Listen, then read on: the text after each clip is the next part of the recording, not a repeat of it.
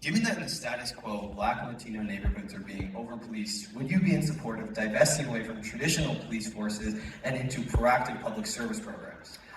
Not necessarily. I'm not into the divest revest thing, and I do take issue with the over-policed idea. And this is through just looking into it and anecdotal experience of being in a neighborhood that is often used as an example of being over-policed. So when you see a narrative of Black and Latino people being over-policed, and then you hear from said people in the neighborhood saying, no, I want more police here, our neighborhood is being damaged by people who are engaging in criminal activity, then the storyline starts to break for me. As far as divest and revest, I think there should be considerable investment in proactive measures.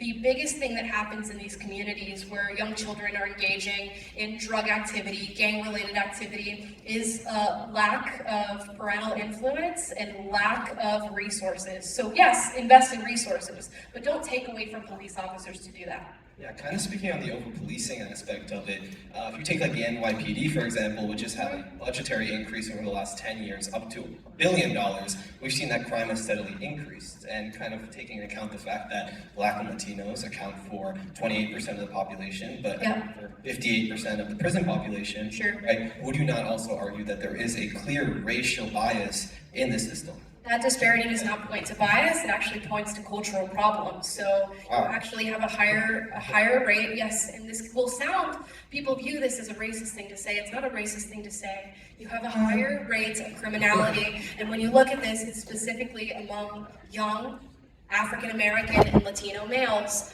So this is something that is happening, and is normal, and it's something that should be able to be acknowledged. But every disparity that you recognize on the basis of race does not mean that racism is the sole factor. And I completely understand that, but at the same breath, right, the fact that 1 in 3 Black men have a chance of going to prison in their lifetimes, if you look at these neighborhoods, they have statistically like double, triple the amount of police officers, and the police officers are trained to go out and be more aggressive towards these people. You wouldn't argue that that kind of indicates a racial bias? But police officers, speaking as somebody who works directly with police officers, are not trained to go out and be more aggressive. In fact, if anything, we are dealing with the exact opposite problem, and we are decriminalizing things that should be criminalized across the United States of America, which is leading to a massive crime wave. Police officers are demoralized, and if we're talking about investing in proactive measures, what do those proactive measures solve? They solve influence, they solve resource, and if we're acknowledging they don't have influence and they don't have resource, we are acknowledging a cultural problem within these two communities. Yeah, but let's kind of talk about this,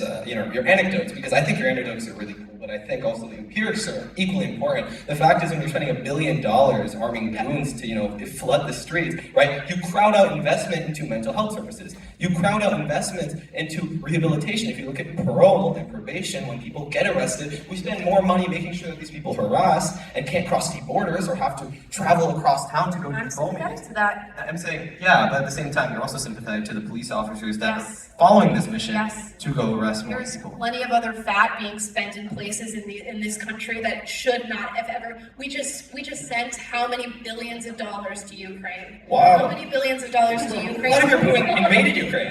We've spent billions of dollars to kill Iraqis. I think sending money to Ukraine is no better. If you want to talk about where money should be divested, it's from places that are not being spent on the American people, and it should come back to the American people. Yeah, we should put more money into bills that says don't say gay. I think that's a good place to put your money. I think we should put more money into mental health services. And the fact of the matter is, you're not really interacting with the fact that there is a racial bias to this, and you're saying, oh, let's blame the culture. But the fact is, when you've had a system of prison, which goes back to literally the Jim Crow and slave codes, right, you can't avoid that there is a racial bias, and I think it's important that we acknowledge that, at least the history and how it has transcended into the modern day. He's doing me an evil side eye. I'll hand my mic in. We can fight later.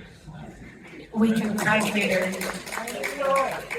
So the ag was crossfire for the semester. Sorry, Alex. Last question from Julian. Hi. All right, I'm looking at a Brookings Institute article right now, and it's talking about the difference in the wealth gap between Black and white Americans. Yes. And how a lot of that is tied to the gap in home ownership between Black and white Americans, and how that is